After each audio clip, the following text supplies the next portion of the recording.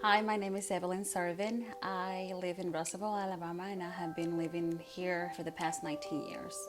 I am from Mexico, and then my dad decided that it was the best thing for me to be raised in a place where I could really achieve that American dream that everybody talks about. And so we moved here to the States. I'm married to my wonderful husband, George Servin, or Jorge, if you say it in Spanish. And I have two awesome kids, Yair, who is 11, and then Rennie, who is 4, and they're the love of my life. So my name is Ingrid, and I'm the Executive Director of the Alabama Coalition for Immigrant Justice. I have been involved in social justice organizing and anti-racist organizing for the past 15 years. When SB 1070 passed in Arizona, I went out to Arizona to do some work there, recognizing this was a new development of racism in the United States. And so in that year after SB 1070 passed in Arizona, there were 5-6 more states that passed similar anti-immigration laws. And when I had heard about the law in Alabama and that it was harsher than the law in Arizona, and just seeing the trajectory of where this country was going with these anti-immigration laws, I really felt like I wanted to do something. I am the Reverend Charles Dale, born and raised here, cornbread, pinto beans, and watermelon. And I was blessed to be in the presence of Ms. Servin at a town hall meeting. And that town hall meeting actually happened immediately after HB 56 came into effect. The one thing about this anti-immigration law, HB 56, that was different than Arizona is that it turned everyday people into immigration enforcers. So you had the police being required to check immigration status of people they suspect to be undocumented. So basically racially profiling people. And that's where a lot of fear came up, because that's where people driving their kids to school or to work would then be afraid that the police would stop them and then they would be deported and separated from their children. But then you also had the harboring provisions. If you provided rides to people who are undocumented, if you provided services, it was a crime. If you were a landlord and you rented to people who were undocumented, it was a crime. It made all contracts null and void. So people interpreted that in so many different ways. Two contracts being your contract with the power company or the water company. So power and water companies were turning people's power and water off. The goal of this law was to make life so unlivable for people that they would self-deport.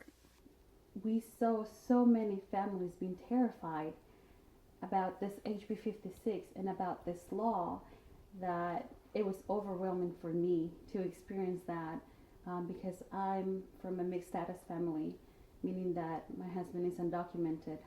And for me to experience the separation and the anxiety that families have was to relive my worst fears again. And so this gentleman right here comes to the stage and he wants to talk to me. And I kneel in front of him. And he tells me the most beautiful words that they are, that I'm not in this alone, that we will fight for this together. And I didn't know who Reverend Dale at that time was. I didn't know who this stranger was or who was talking to me. But my heart melted and my arms went around him. And we held each other together in an embrace. And we knew right then that our work was going to be for a long, long time. As individuals, we're going to be lost in this. But if we come together and we organize, well, then we can actually do something about it.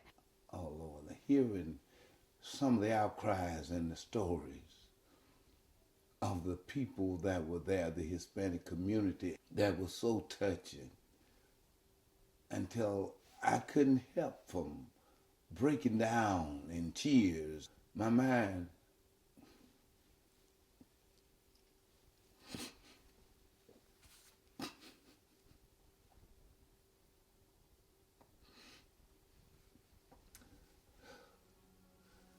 my mind goes back to the civil rights era when we as black folk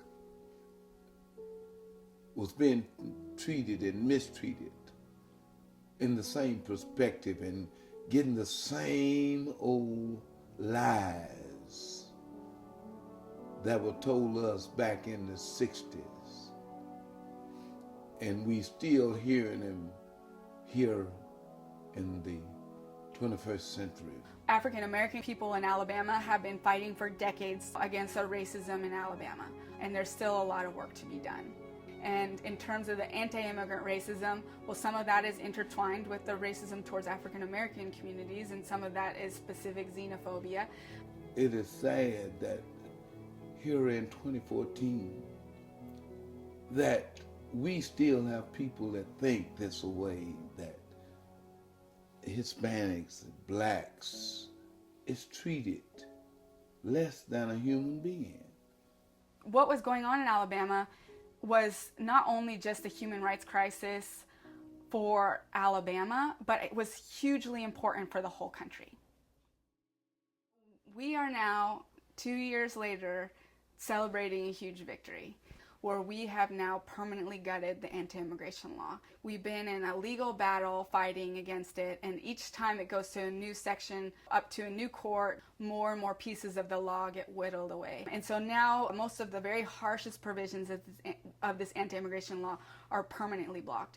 And so after 2 years of organizing, we have grown and changed and had so many victories.